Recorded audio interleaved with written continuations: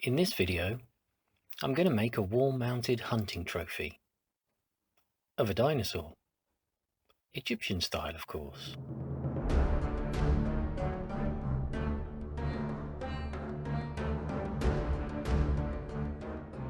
I've been after a toy dinosaur that I can behead for quite a while, and I finally found one at this fantastic attraction down in Wales called Wookey Hull. Well worth a visit. It's got a lovely old feel about it, like it's from a bygone age of the 70s, but fantastic caves and really interesting attractions. I highly recommend visiting it. So this little critter from their gift shop is the ideal size. We've just got to decide what angle we're going to cut the head to make it look good when it's mounted.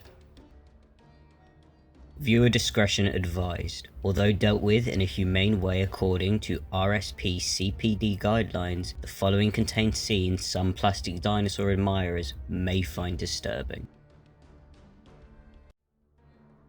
This fella is a Triceratops, and interestingly enough, despite how mean he looks, they were plant eaters, they were herbivores. The big horns were for defense against its natural predator, which was Tyrannosaurus rex, as they lived in the same time period. To make his mounting shield, I'm using some offcuts of my faux wood effect, which I'll put the link in the top corner there so you can see how that's made. And we're just going to see what we can fit in place here. So I've cut a shield shape out of a piece of paper that'll fit on a bit of faux scrap that we've got. And I'm just going to put the dinosaur on to check the look of that, see if that looks okay. And yep, I think that looks really good. So now let's cut out the faux wood to that shape.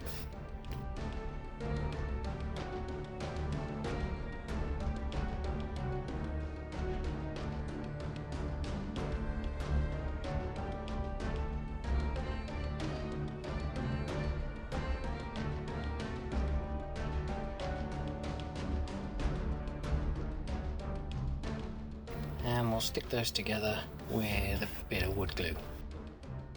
I'm using Evo stick, stronger than the wood itself, despite it being paper.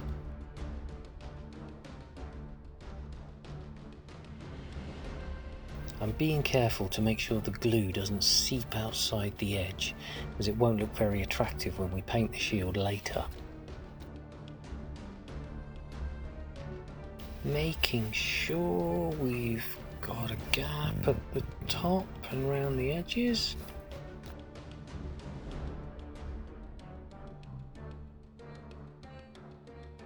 I'm now scribing around the edge of my shield about the thickness of the lead in the pencil to give me that little lip for the next layer down.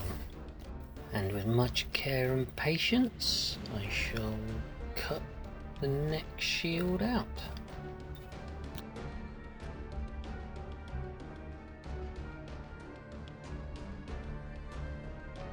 There we go.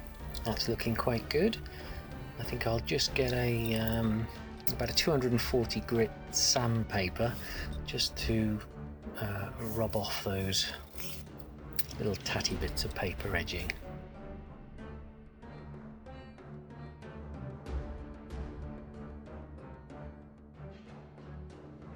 And finally, the last layer, we'll just line that up and hopefully there's enough edge to give us another little lip. Phew, just about. There's a little bit of a cut on that side, but hey, we'll put that down to when it was in removals or something.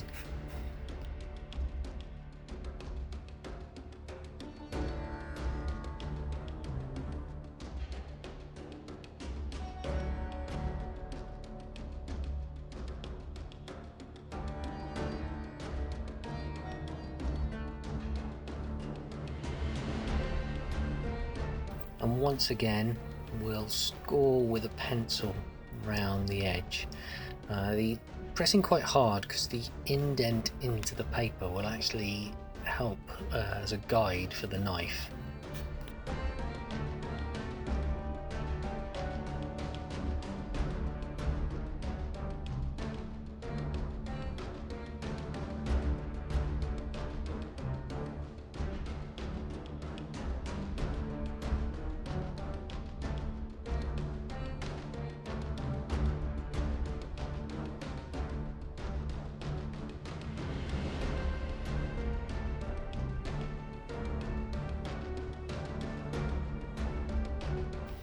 Carefully along the top. This is a straight line, so it's always a bit more. Do you know what? Why don't I just use a ruler?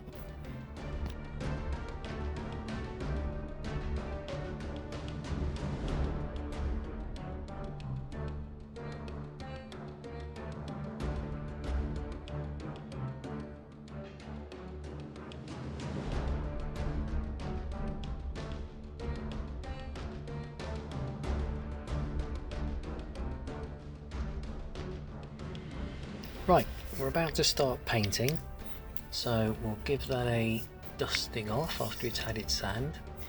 Always a good idea to have some makeup brushes on hand, by the way, for this kind of work. But before we do, let's just get our head in and put it in place for an initial judgment. Yeah, that's looking quite good. So we're going to paint some stain along the edge where you can see the white paper. What we need is something to raise that off the deck so that it can dry without sticking to our table. So I'm using a just rough bit of scrap ply and just pushing some push pins into it, so they just act as stands. And there you go, simple drying stand. I'm using a mahogany silk stain, as it seems to be most shields are made out of mahogany.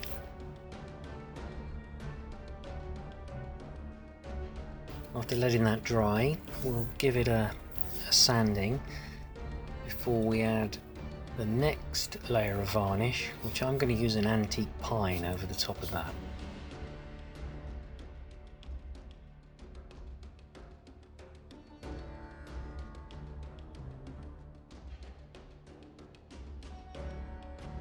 Okay, not very happy with that. I was hoping the kind of worn look would work, but it really doesn't on that edge. So we're going to have to sand that right down and varnish it again and see if we can repair it.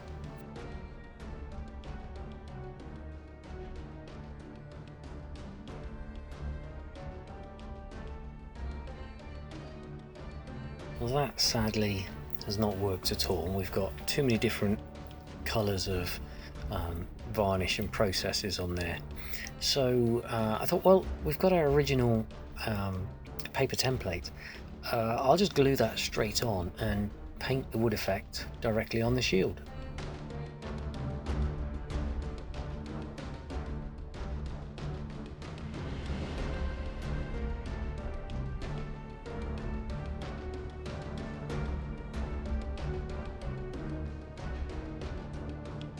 Not forgetting something nice and heavy as a paperweight, like this battery, for instance, while it's drying. This is going to take a few layers to get it dark enough. If you want to see how the wood effect is done, video in the top corner there. Okay, there's the shield all done. We can now move on to the dinosaur's head. I'm quite taken by the black and gold designs that were found in Tutankhamun's tomb. I think that'll bring an interesting characteristic to this piece. So to do that, I'm going to start with a coat of this gold metallic finish, and I think I'm just going to have to change my brush. I need something a bit stiffer to get into all the little nooks and crevices.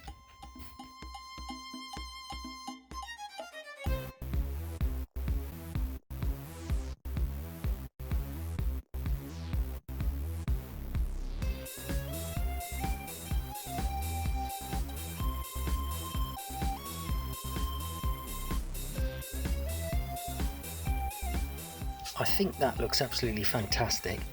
So now I'm going to do a bit of an experiment. I'm going to use antique pine varnish to see if it'll accentuate all the crevices but still retain that gold effect.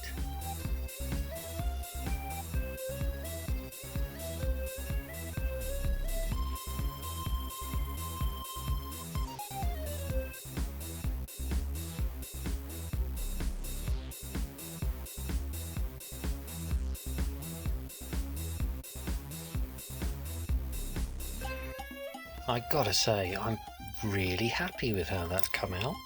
So let's move on to doing the black, which will be the horns and any protuberances.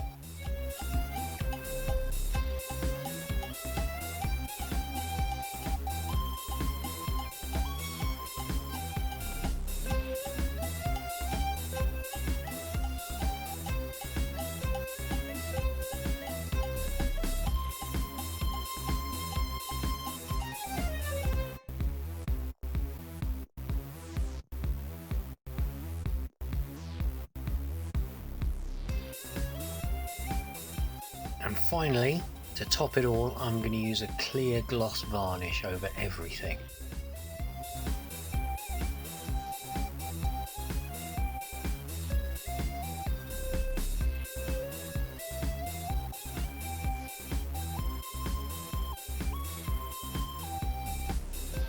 And there he is, ready to be mounted. So we'll put him in place, just line him up and get him ready to be glued. I'm using Yoo-Hoo all-purpose adhesive. Main reason is it's quite a gloopy gel and it takes about half an hour or so to set, so it gives me a bit of wiggle time, and the gloopiness means it won't run out and be seen on the shield if I make a mistake.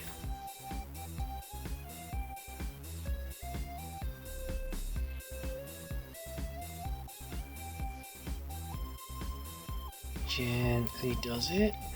Make a few minor tweaks here and there just so we get this in exactly the right position we want.